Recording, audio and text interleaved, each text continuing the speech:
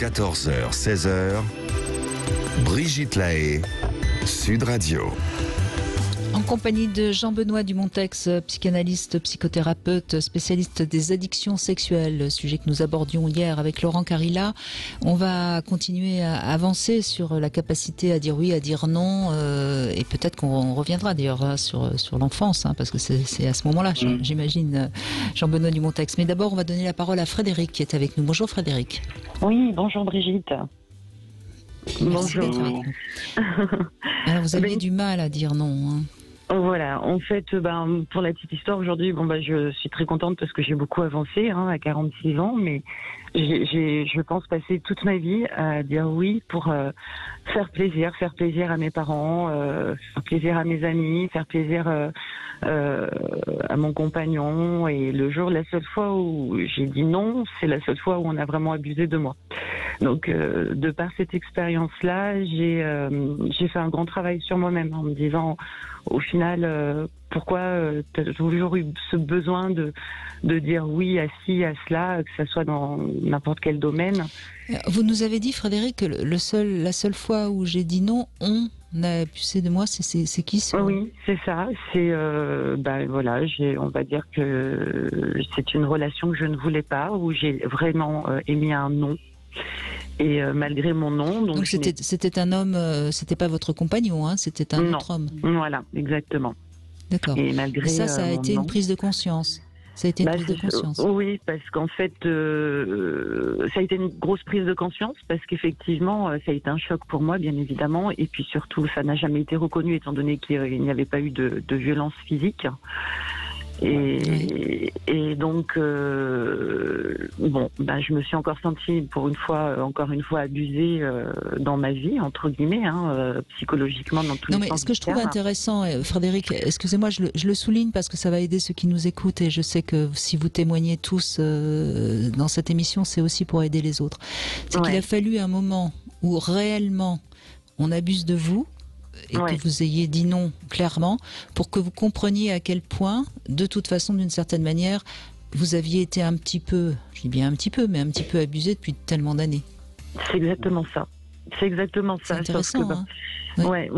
C'est bon, ça a été un choc très violent, puisque on n'est pas reconnu non plus dans cette histoire-là, mais en tout cas, je dirais que de ce moment-là, j'ai perdu pédale, ça c'est sûr, pendant une certaine période, et surtout j'ai voulu comprendre. Non, mais vous n'avez pas été reconnu par la société, mais vous vous êtes reconnu. Mais moi, je me suis reconnue. Vous voyez ce que je veux dire ? Exactement. Et c'est ça qui est important. C'est peut-être plus important encore. Me semble-t-il. Je ne sais pas ce que vous en pensez, Jean-Benoît Dumontex, de ce que je.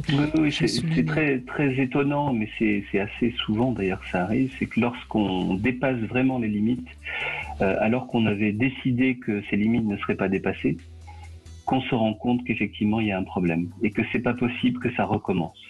Voilà. Mais après, à quel coût ? Enfin, je veux dire, combien de fois avez-vous dit oui en pensant non jusqu'à ce jour-là. Donc c'est tout un cheminement quand même. C'est ça. C'est tout un cheminement. Et puis à un moment donné, on a une prise de conscience où on se dit non, je ne le veux pas, je veux pas de cet acte, je veux pas de cette relation. Et en fait, c'est comme si la personne, votre interlocuteur, en fait, lui, tout ce que vous dites, puis il y a quand même cette mentalité aujourd'hui dans cette société où une femme, elle dit non, mais souvent ils vous répondent mais si, en fait, ça voulait dire oui. Donc il y a quand même cette mentalité qui est assez horrible et qui traverse toutes les générations. Donc j'ai dû faire face à cela.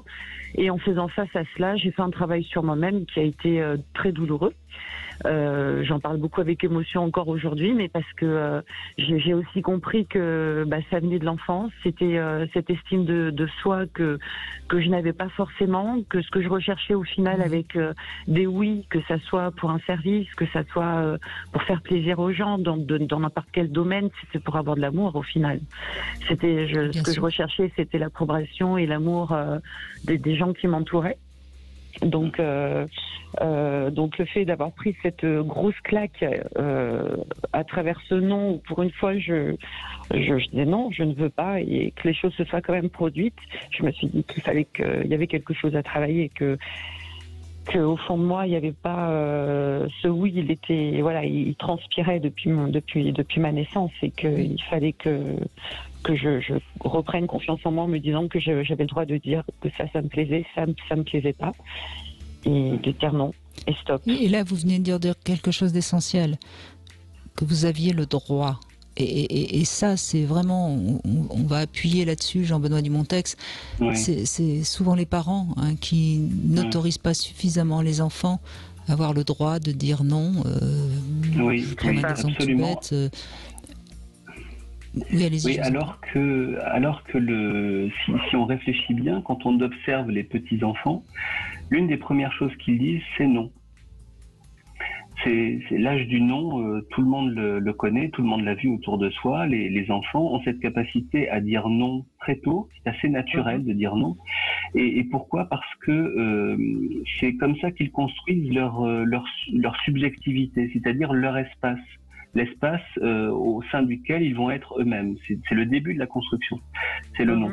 Mais effectivement, le non de la part des enfants, déjà pour commencer, est souvent très mal perçu et plutôt combattu par les adultes ou par les parents, pour être encore plus clair. Ce qui fait que quand on est enfant et qu'on a été comme ça rabroué, mais ne dis pas non, ou bien dont tu n'as pas le droit, c'est oui, c'est comme ça, c'est pour ton bien. Alors ça, c'est la phrase absolument horrible, c'est pour ton bien. Et bien du coup, on ne sait plus dire non, et on a l'impression qu'il faut dire oui à tout. Pour être aimé, vous l'avez très bien dit, et pour avoir ce que j'appelle moi le miroir positif.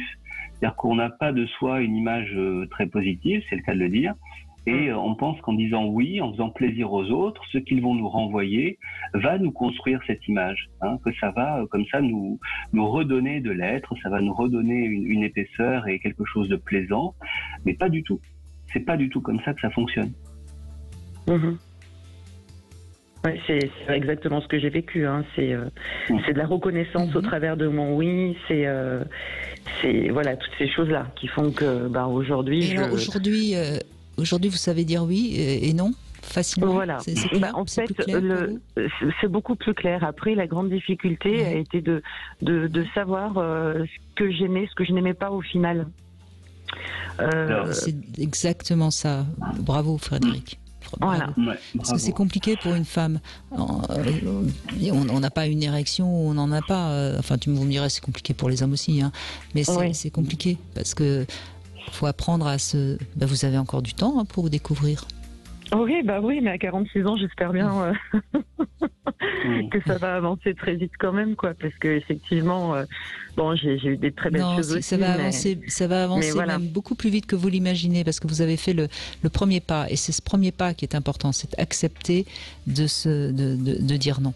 Merci beaucoup de votre témoignage, en tout cas, Frédéric. On va se retrouver dans un instant, on va revenir justement sur nos blessures d'enfance avec Chabi Langlois. Et oui, il y en a aussi à dire là-dessus. 14h, 16h, Brigitte Lahaie, Sud Radio.